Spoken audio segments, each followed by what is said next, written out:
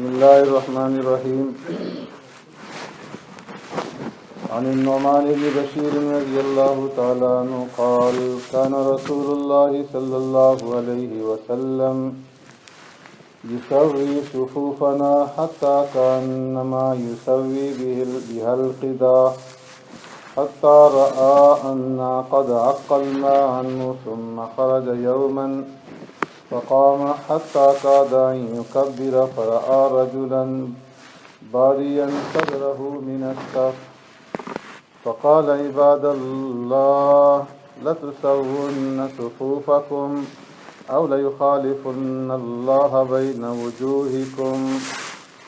وعن أنس رضي الله تعالى عنه قال قال رسول الله صلى الله عليه وسلم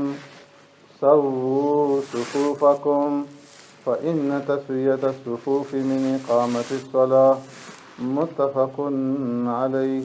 أو كما قال عليه الصلاة والسلام صدق رسول الله صلی اللہ علیہ وسلم. حضرت نعمان بن بشیر رضی اللہ تعالیٰ عنہ روایت فرماتے ہیں آقا نامدار سرور کائنات رحمت دو عالم صلی اللہ علیہ وسلم ہماری صفیں نماز میں اس طرح سے برابر فرماتے تھے کانما یسوی بہا القداح، گویا کہ ان صفوں کے ذریعے سے آپ صلی اللہ علیہ وسلم تیر کو سیدھا فرمائیں گے. یہاں تک کہ ہم نے سرکار دو عالم صلی اللہ علیہ وسلم سے یہ سیکھ لیا اور سمجھ گئے کہ صفوں کا سیدھا رکھنا کتنی زیادہ اہمیت رکھتا ہے. ثم خرج یوما، پھر ایک دن سرکار دو عالم صلی اللہ علیہ وسلم نماز پڑھانے کے لیے تشریف لائے اور نماز پڑھانے کے لیے کھڑے ہو گئے، یہاں تک کہ قریب تھا کہ آپ صلی اللہ علیہ وسلم تکبیر تحریمہ کہیں. فرآ رجلا بادیا صدرہ من الصف،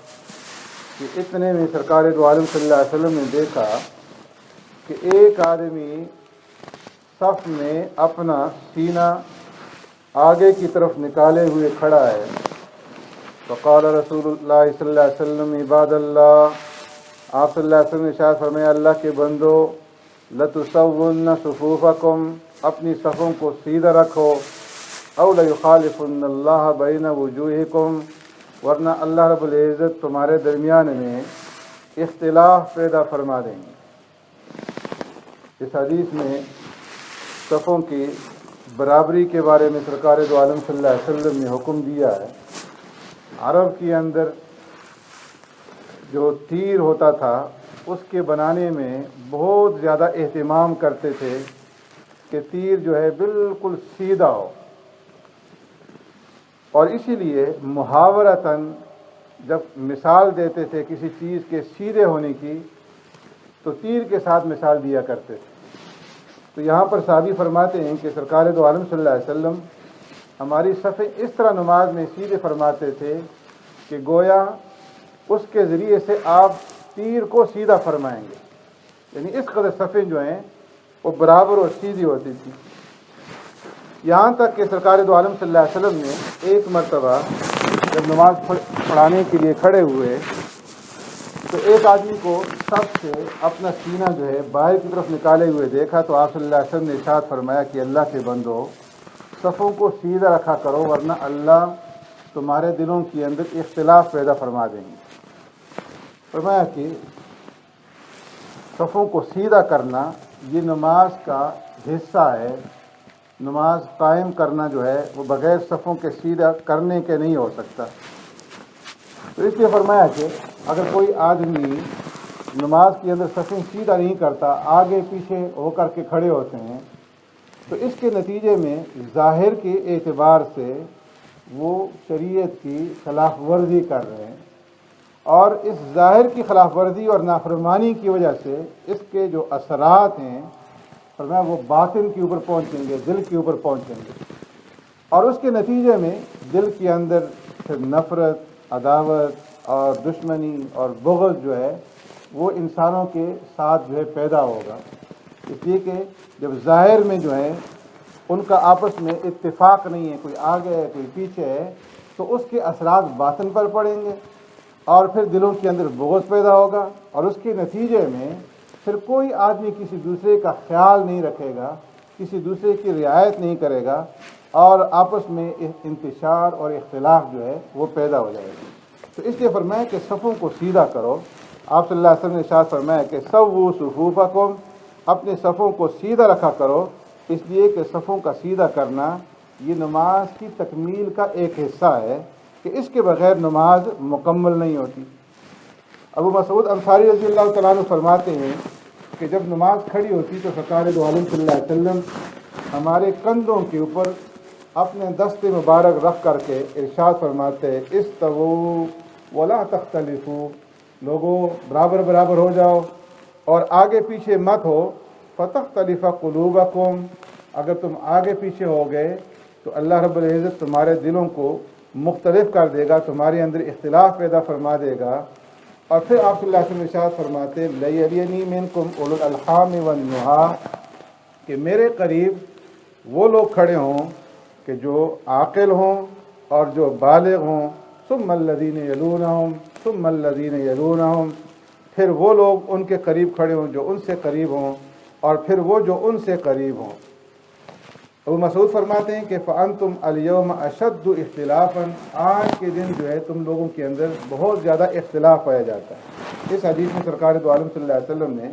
صفوں کی ترتیب بھی بیان فرما دی کہ جب صف بنائی جائے تو صف بنانے کا طریقہ یہ ہے کہ امام کے پیچھے سے صف جو ہے وہ بنانی شروع کی جائے، کسی ایک کونے سے کسی ایک کنارے سے صف کو نہ بنایا جائے، بلکہ صف جو ہے امام کے پیچھے سے شروع کی جائے، اور امام کے پیچھے وہ لوگ کھڑے ہوں کہ جو عاقل ہوں اور بالغ ہوں۔ آپ صلی اللہ علیہ وسلم نے فرمایا کہ میرے پیچھے وہ لوگ کھڑے ہوں کہ جو عاقل اور بالغ ہوں، تاکہ وہ نماز کا طریقہ، نماز کی ترکیب سیکھیں اور سیکھ کر کے پھر آگے امت تک جو ہے اس کو پہنچائیں۔ تو اس لیے فرمایا کہ امام کے پیچھے وہ لوگ کھڑے ہوں کہ جو نماز پڑھانے کی صلاحیت رکھتے ہوں، کہ اگر امام کو کوئی عذر جو ہے لاحق ہو جاتا ہے دوران نماز، تو پیچھے ایسے لوگ ہونے چاہیے کہ جن کو امام جو ہے آگے مصلی پہ کھڑا کر کے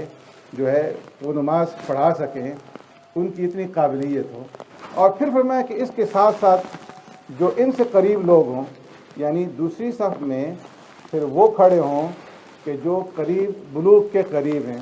اور پھر تیسری صف میں بچے کھڑے ہوں، اور سب سے آخر میں جو ہے عورتوں کی صف ہوگی۔ تو اس طریقے سے فرمایا صف بنائی جائے، اور صف میں جو دائیں طرف ہے، امام کا جو دائیں طرف ہوتا ہے،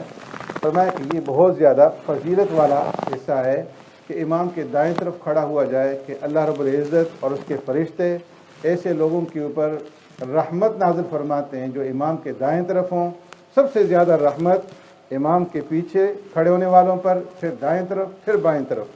لیکن اس میں اس بات کا خیال رکھا جائے کہ جب صف بنائی جائے تو دونوں طرف جو ہے برابر ہوں، دائیں طرف ایک آدمی اور پھر بائیں طرف، پھر دائیں طرف، پھر بائیں طرف۔ بائیں طرف جو ہے ایک کم رہے، دائیں طرف ایک جو ہے زیادہ ہو، اور پہلی صف کو مکمل کیا جائے۔ جب تک پہلی صف مکمل نہ ہو اس وقت تک جو ہے دوسری صف شروع نہ کی جائے۔ آپ صلی اللہ علیہ وسلم نے ارشاد فرمایا کہ تم جب صف بناؤ تو اپنی پہلی صف کو مکمل کرو، تاکہ جو نقصان ہو، جو کمی ہو، تو وہ آخری صف کے اندر رہے، دوسری یا تیسری صف میں رہے۔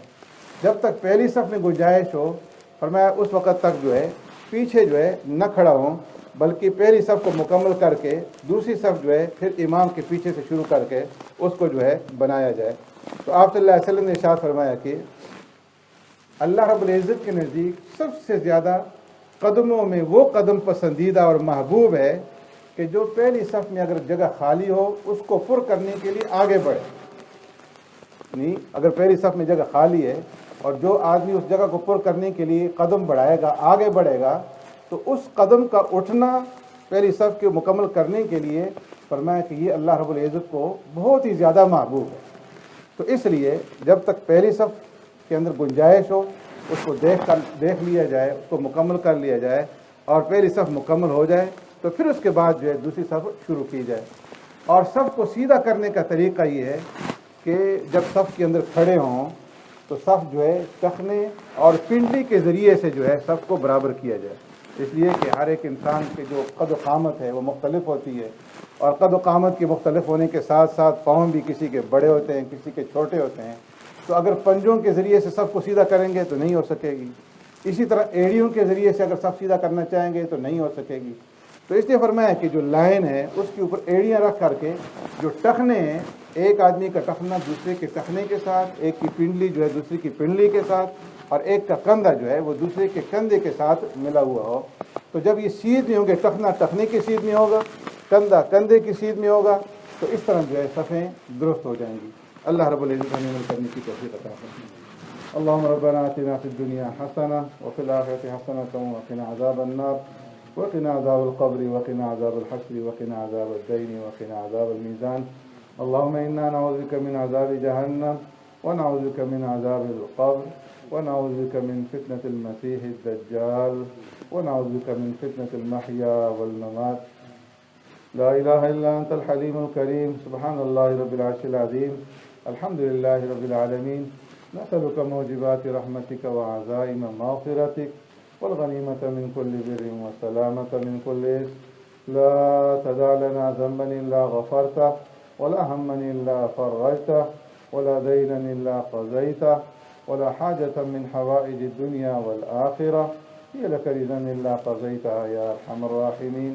سبحان ربك رب العزة عما يصفون وسلام على المرسلين والحمد لله رب العالمين برحمتك يا أرحم الراحمين۔